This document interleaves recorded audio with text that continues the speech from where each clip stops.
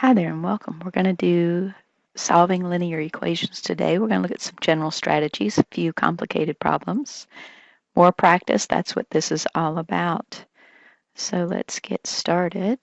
We're going to look at this equation. I chose this one because of the negative. So we're going to solve this linear equation, negative 2y plus 9 times the quantity negative 5y plus 4, and that all equals 2 minus 8 times the quantity negative 8 minus y. So the first thing that I'll need to do is rewrite this, and I am going to distribute first. I'm going to distribute my 9 to both of those two terms, and then I'll distribute my minus 8 to both of those two terms. I want to get this thing cleaned up, get the parentheses out of there, and just kind of get everybody on the same level playing field so I don't have any sort of extra stuff going on. When I do that, I will have negative 2y times minus the 45y plus 36, and that's going to equal 2. Watch my negatives very carefully here. This is why I chose this one. This minus 8 needs to be distributed to both the minus 8 and the minus y. So I'll get plus 64 plus 8y.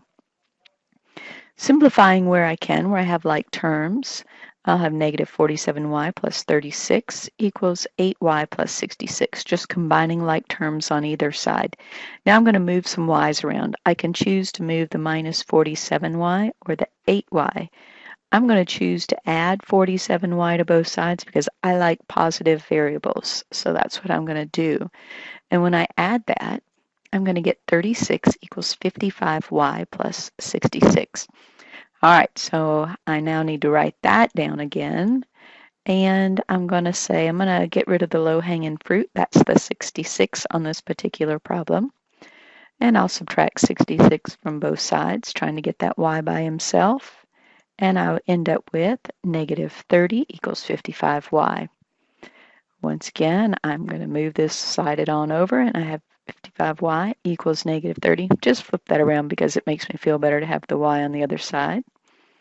And I'm going to divide both sides by 55, giving me negative 30 over 55, which reduces to negative 6 over 11. That is a really yucky answer. I don't even like it. So I'm definitely going to check this to see if it works, especially if it is a test problem.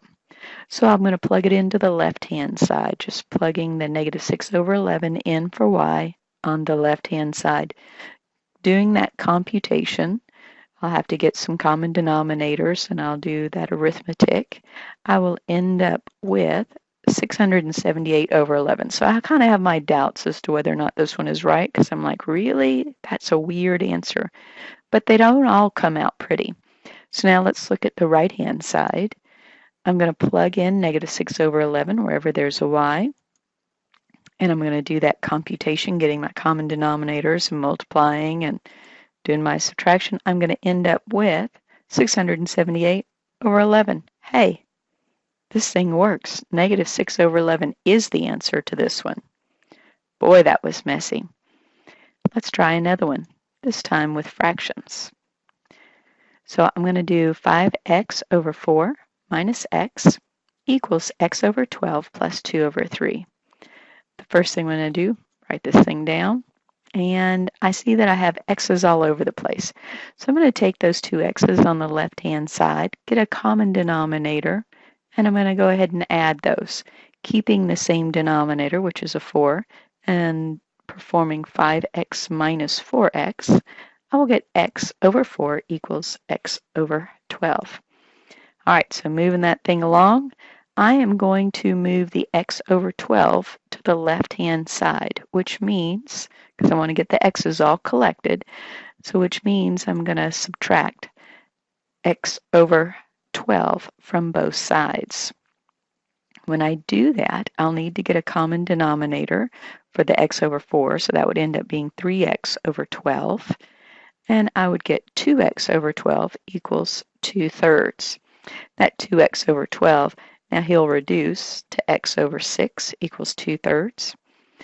I have x over 6, or x divided by 6. I'm going to multiply both sides by 6. And performing this arithmetic, Notice my 6's cancel, leaving me with just x on the left. I'll get 12 over 3, which is then 4. Ah, I like that answer. It's so much sweeter. Of course, I need to check this to see if it works. I'm going to plug it into the left. I'm going to plug it into the right, and they better equal out the same thing. So plugging that 4 into the left-hand side, I'm going to end up with a 1. Plugging it into the right-hand side, I'll get 4 over 12 plus 2/3, getting that, reducing that fraction. I already have a common denominator. That's going to be 3 over 3, which is also 1. All right, so I've solved a couple more of them for you. If you need me to go through any more of them, you be sure and send me an email, and I'll be glad to help you out with those. You have a very nice day. Thank you.